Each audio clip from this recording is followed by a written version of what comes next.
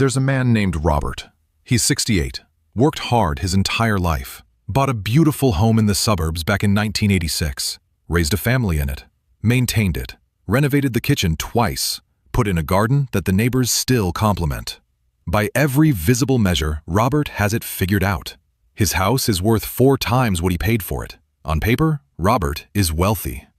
Robert is also 68 years old, with most of his net worth trapped inside 4 walls he lives in, a pension that disappeared when his company restructured in the 90s, and savings that will not comfortably fund 25 years of retirement. The house looks like wealth. The spreadsheet tells a different story. There's a woman named Karen. She's 52, 2 kids, a solid career in marketing, drove a nice car, took a vacation every year. If you saw her life from the outside, you'd think she was doing great. Karen has been earning 6 figures for over a decade. She has less saved for retirement than someone making half her salary who started investing at 30. There's Marcus. He's 38, paid off his student loans slowly, watched his friends buy houses he couldn't touch, and spent his weekends on brunch and weekend trips because, honestly, what else was he saving for? Marcus has a full passport and almost nothing invested. And then there's Zoe. She's 24. She has a TikTok, a side hustle, and she's 3 months into her investing journey. She puts $50 a month into an index fund and posts about it. She's the most financially aware 24-year-old in her family's history. She also spends $200 a month on things whose primary function is how they look on camera. 4 people, 4 decades, 4 completely different financial realities, and every single one of them fell into the exact same trap. Not a similar trap, not a loosely related pattern, the exact same trap, just wearing different clothes depending on the decade it showed up in. By the end of this video, you're going to know exactly which version of that trap you're living in right now. And more importantly, you're going to know the one move that every person who escaped it in every generation did differently. My name is Andy, and this is Andy Explains Money. Before I name the trap, I want to be clear about something. This has nothing to do with being bad with money. Most of the people who fall into it are actually pretty careful. They budget. They think before they spend. They're not reckless. They're not stupid. The trap is sneakier than recklessness. It doesn't feel like a mistake. It feels like progress. Here's how it works. At some point in every generation's story, the world around them defined what doing well was supposed to look like. A certain kind of home, a certain kind of lifestyle, a certain kind of experience, a certain kind of aesthetic. And without anyone sitting you down and explicitly telling you, you absorbed it. We all did. It seeped in through the people around you, the culture you grew up in, the things that got celebrated and admired and liked and shared. And when you could finally afford to live that version of doing well, when your income reached the point where the signal was available to you, you bought it. Of course you did. It felt like the natural next step. It felt earned. It felt like arriving. This is not greed. It's not carelessness. It's not a moral failure.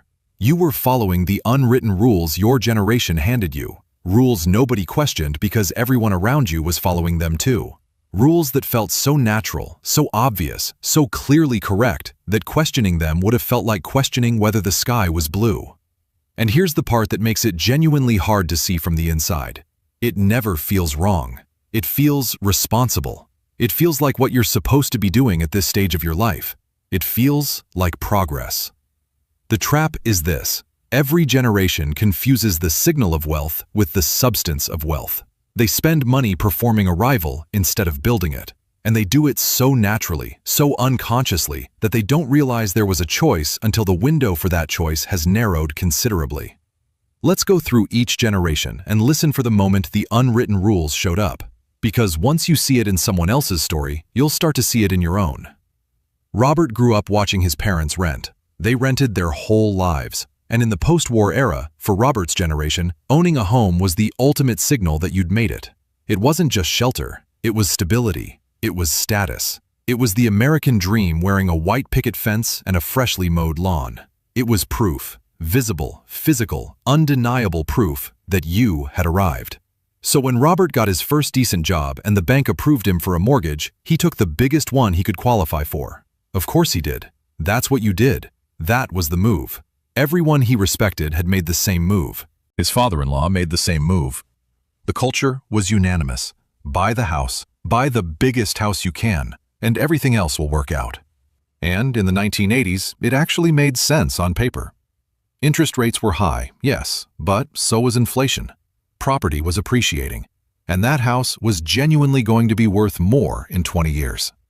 And it was. Robert's house is worth 4 times what he paid for it.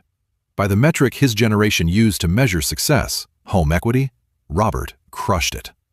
But here's where it gets complicated. Robert is 68 years old, and most of his net worth is sitting inside a house he lives in. He doesn't have the pension he planned on because his company restructured. He has some savings, but not the kind that funds a quarter-century of retirement comfortably. His investment accounts are thin. His liquid assets are thinner. And selling the house, the only way to actually access that wealth, means leaving the neighborhood he's lived in for 40 years. Leaving the community. Leaving the garden. Leaving the place where his kids grew up. The home wasn't the trap. The belief that the home was the whole plan, that was the trap.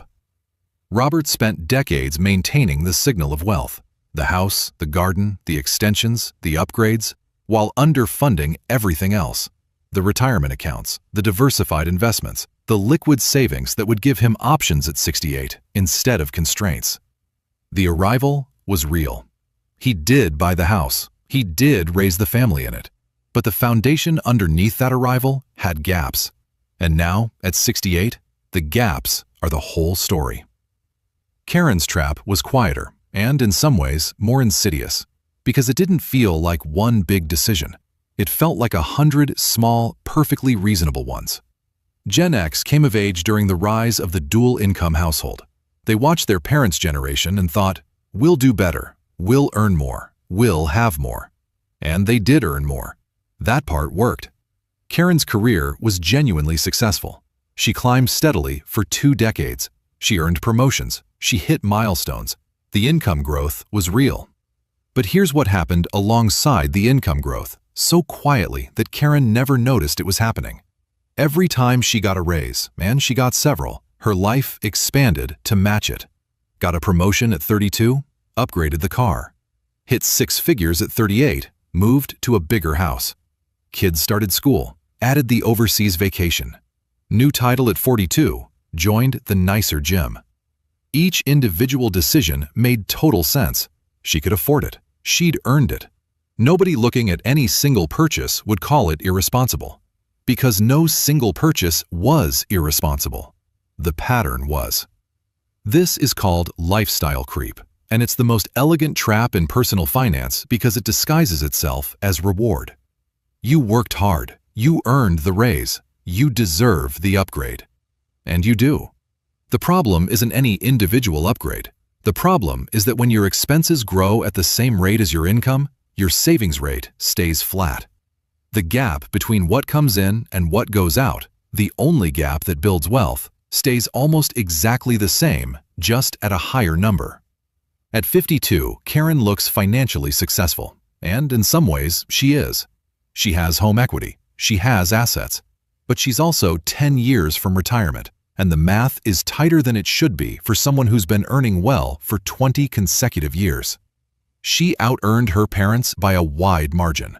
She didn't outsave them by nearly as much. The arrival signal for Gen X was lifestyle, nice things, nice experiences, a life that looked like success to anyone watching. And Karen delivered that signal faithfully every single month, on direct debit, while the retirement accounts grew at a pace that won't support the lifestyle she built around them. Now, Marcus. And if you're a millennial watching this, I need to say something first. The system genuinely moved against your generation in ways that weren't your fault. The 2008 financial crisis wiped out the early careers of an entire generation of people at the exact moment they were supposed to be building their financial foundation. Student loan debt exploded. Housing prices detached from wages. Entry-level jobs wanted 5 years of experience. The math that worked for previous generations, degree, job, house, retirement, stopped working. That's real. That matters. And it's the context for everything that follows. But here's the trap millennials walked into, and it makes complete, logical, defensible sense given everything they'd been through. When you can't afford the things that used to signal arrival, a house, a pension, real equity, the traditional markers of financial adulthood, you start spending on the things you can afford. And for millennials, that meant experiences. Travel, restaurants, concerts, subscriptions, convenience, the curated life. And the culture fully backed this. Every think piece, every Instagram caption, every lifestyle brand. The messaging was unanimous and relentless. Spend on experiences, not things. You can't take money to the grave. Collect moments, not possessions. Live your life. Every one of those statements sounds like wisdom, and there's a kernel of truth in each one. But what they also did, what nobody acknowledged at the time, was give an entire generation permission to replace asset building with memory building and call it enlightenment.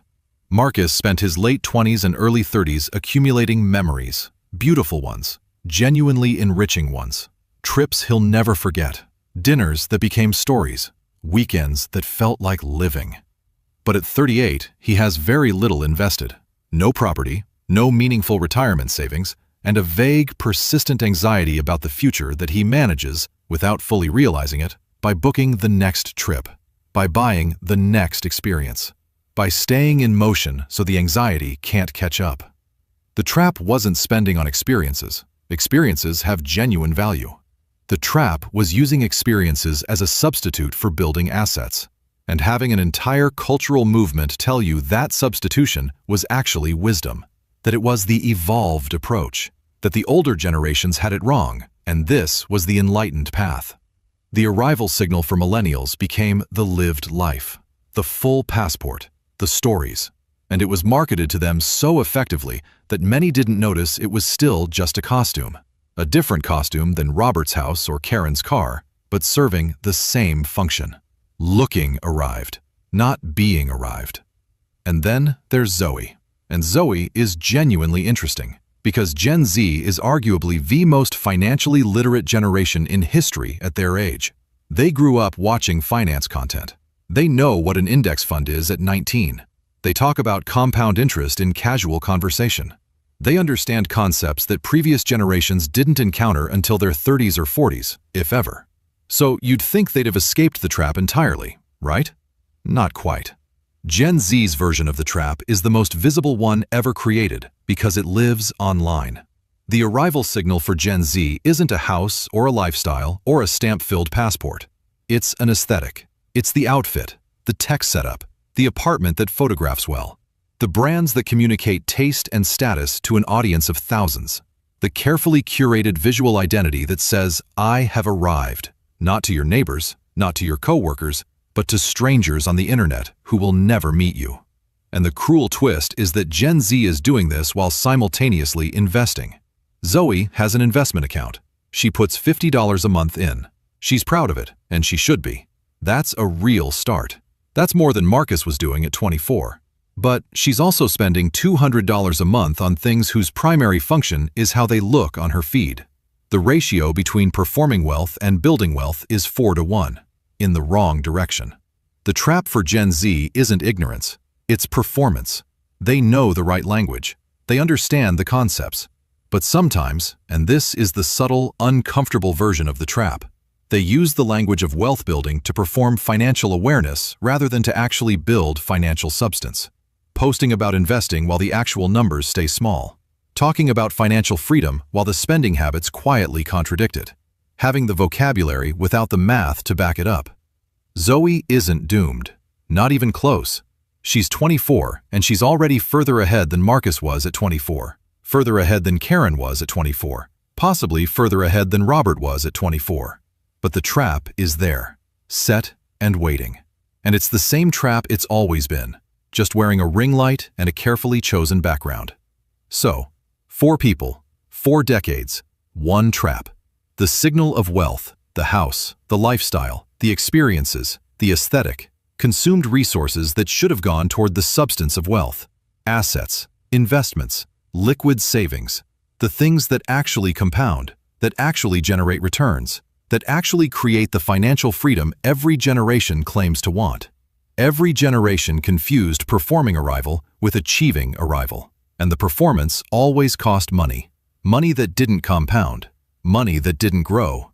Money that went toward looking like the version of success their generation defined, instead of building the version of success that actually works across all generations. Assets that grow faster than your lifestyle. What does it actually look like to escape it? Because people do.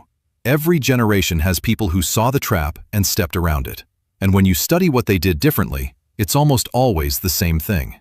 They separated the signal from the substance. They decided, consciously, deliberately, uncomfortably, that they were willing to look less wealthy than they actually were so that their actual wealth could grow faster.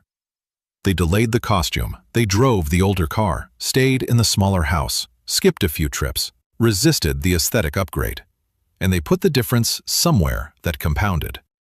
It's not complicated, but it runs completely against every social instinct we have, which is why even smart, financially literate, well-intentioned people fall into the trap. Because the signal feels good, it feels earned, and it's visible. The substance is invisible. Nobody sees your index fund balance at a dinner party. Nobody compliments your savings rate on Instagram.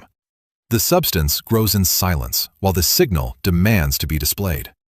Robert's version of escaping it would have been, keep the house, but don't treat it as the whole plan. Fund the retirement accounts aggressively alongside the mortgage. Don't go all in on a single illiquid asset. Karen's version? Pick one lifestyle upgrade per raise, bank the other half. Let your income growth outpace your lifestyle growth so the gap, the wealth-building gap, widens over time instead of staying flat. Marcus's version?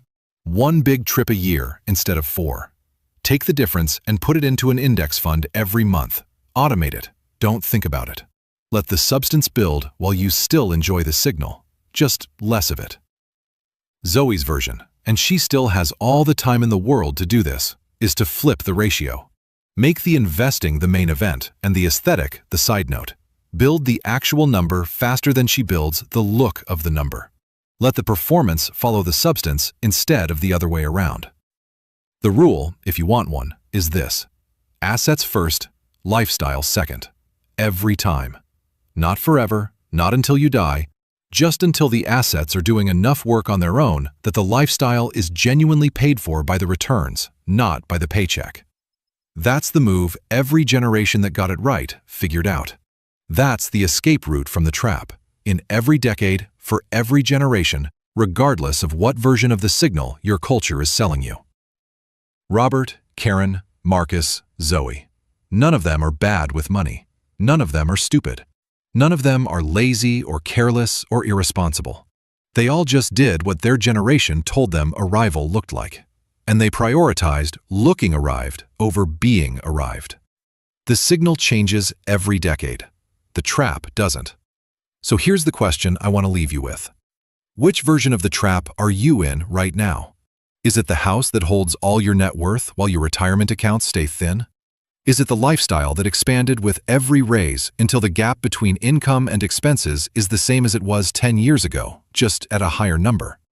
Is it the experiences that felt like living but quietly replaced building? Is it the aesthetic that performs wealth to an audience without quite creating it for yourself? You don't have to answer publicly, but answer honestly.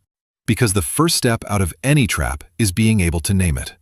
And the second step is deciding that the substance matters more than the signal, even when the signal is the only part anyone else can see. The signal changes every generation. The substance never does. Assets that compound. That's the game. Everything else is costume.